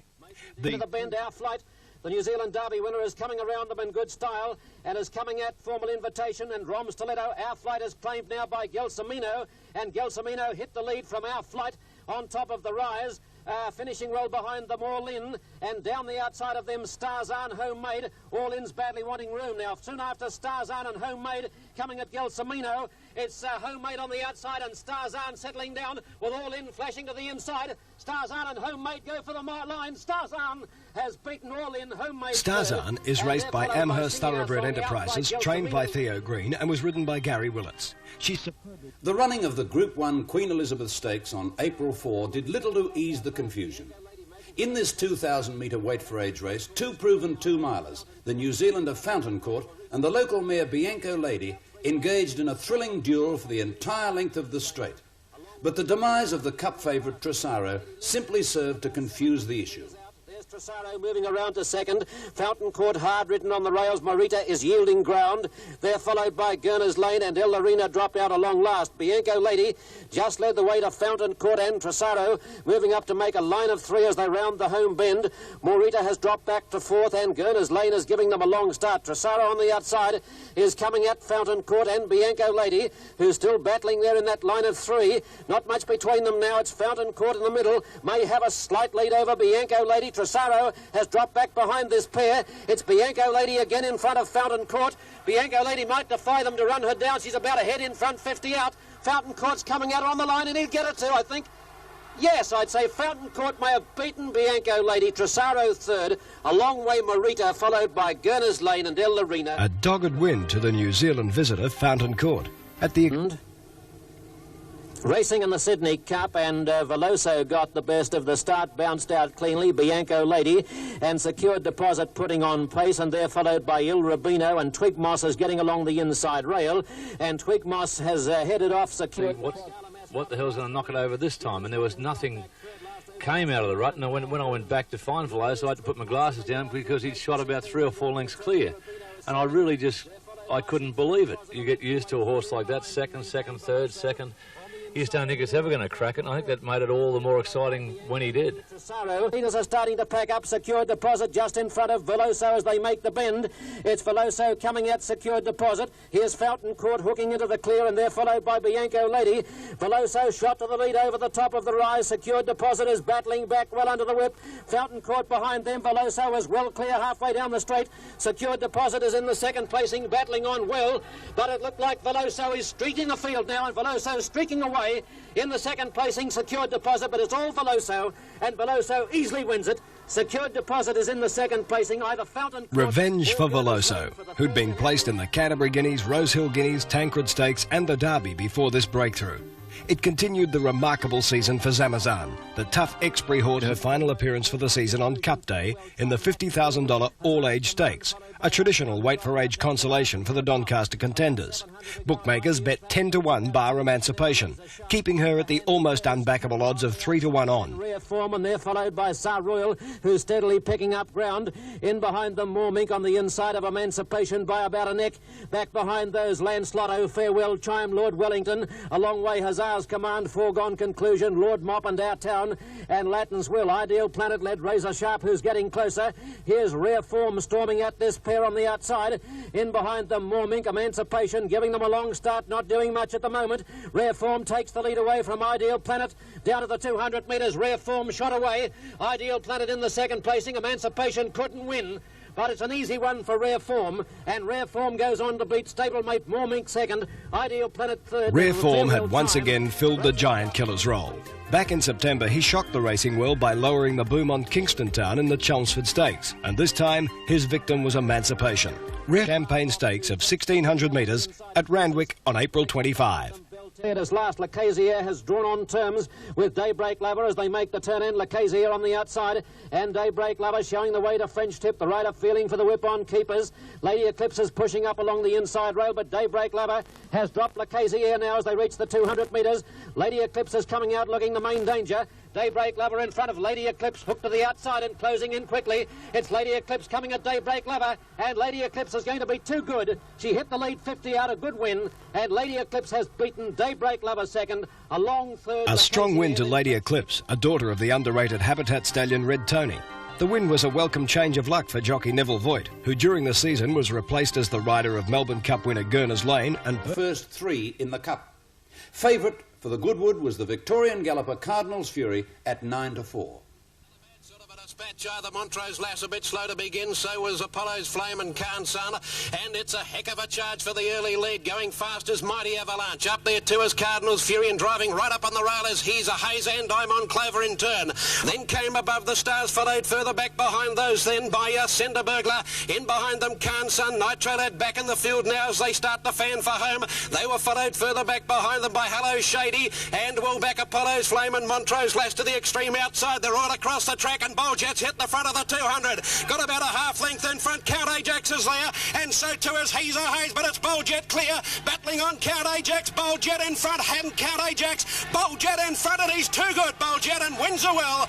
Boljet's Goodwood for 1983 by 2 lengths. He's a Haze, Count Ajax, Penny Edition. In behind them, Nitro. The Goodwood win on Boljet rounded off a great carnival for Harry White, who'd early... Although the Adelaide Cup also fell to a visiting galloper, there was a strong hometown flavour through the association of John Letts. Letts, one of Australian racing's most popular and colourful personalities, combined perfectly with the master trainer of stayers, George Hanlon, to win the Cup with the New Zealand-bred gelding Amaranth. For Letts, it was his 99th success in a Cup race. He rounded off the 100 at a provincial fixture several weeks later. It was Hanlon. And running down past the 800-metre mark, it's Kia Mare attempting to lead throughout. It shifted off the rail, and the runs come for Our Shout. Our Shout getting up on the inside. Oh, Kia Mare came back to the rail in front of it, and Our Shout was pratted back. Over on the outside, Big Bronson is boxing on, and Dealer's Choice, last year's winner, has come from near the tail. As they're about to turn, and Magistrate has poked up between them, the 11-year-old, and here comes Magistrale. Out wider on the track, Tajur Mio, and Lorelei Lee is searching for a run, badly in need of one. Homeward bound in the 1983 Cup, and out wide Tajur Mio and Magistrale. With Magistrate, Kia Mare, Lorelei Lee. Here's Charzula out wide and past the baton, and Zama from the tail. It's going to be a big go. It's Tajur Mio, Magistrale, and joining in is Amaranth. He's coming home out of the clouds. Amaranth gets to them close to home, and it's going to be Amaranth's Cup. Amaranth got home about a half head on the line. Tajur Mio second. Magistrale got third. The Australian Circuit of Racing Carnivals concludes in Brisbane. The Queensland Winter Race Southern States. The first attraction is the QTC Oaks, won previously. 450 metres left to go. Lady Plutus nicely clear as they straighten up. It's Lady Plutus, 2 lengths in front. Vicky Ave hard ridden. Gelsomina on the outside, and then Homemade Interiors, and further back Lady Capulet. Lady Plutus nicely clear, 250 out. She's raced away from them. Lady Plutus, 4 lengths in front. Vicky Ave and Gelsomina battling on well, and then Lady Capulet, but she's going through the heavy going, and it's Lady Plutus careering away. She's going to record one of the easiest wins we've ever seen in the Oaks. And Lady Plutus goes on to win it by 8 lengths. Lady Plutus first, Vicky Ave second, Gelsomino third, then Lady Capulet, followed by Homemade. Lady Plutus, a daughter of the well-bred, vaguely noble stallion Plutus, is trained at... As in Sydney in the autumn, rain played havoc with the preparation of horses for the major Brisbane races. Those being trained to run a distance were hardest hit. Strawberry Road went into the Queensland Derby with only a 1,350-metre race to fit him. Strawberry Road looked every inch a champion as he thrashed a top-class field of open sprinters in the Power Hotels handicap, and this ensured him of being a long odds-on favourite for the Derby. Clear now, Strawberry Road, if he's good enough, followed by So Good and Forward Charge right down the outside. 250 metres left to go. Tristram Lad in front, but joined by Strawberry Road on the outside. Strawberry Road's loomed up to go to the lead from Tristram Lad. Roy Peaker battling on well, and then Forward Charge and So Good. Dittman's pulled the whip on Strawberry Road. He's just in front of Tristram Lad. Forward Charge on the outside. Strawberry Road in front, drawing to the post. Yes, he's going to wrap up the Derby double. Strawberry Road in front. Yes, he's just won it. Strawberry Road, I'd say, has just beaten Forward Charge. He's out very wide forward. After the Derby, a New Zealand...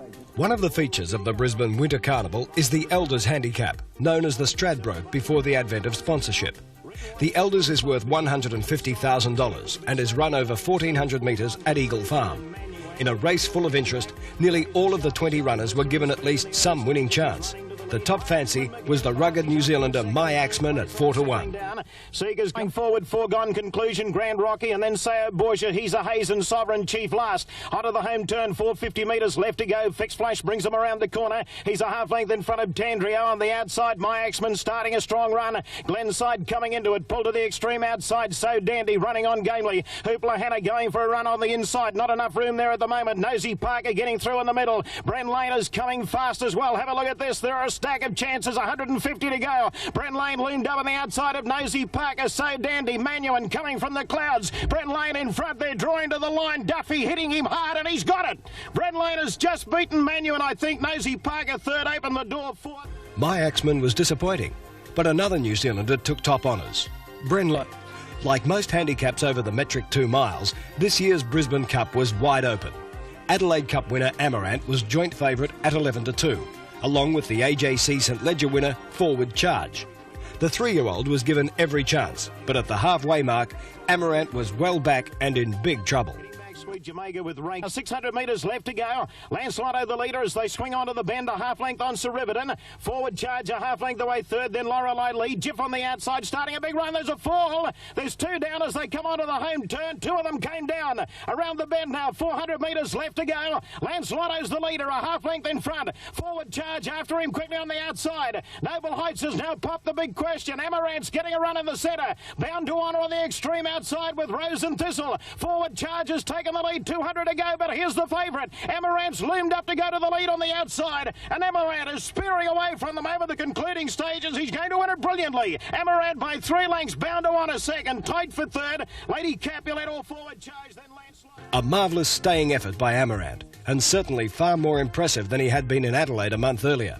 The 2 days leading up to the Rothmans, much publicity was given to the proposed change of riding tactics of the New Zealander My Axeman.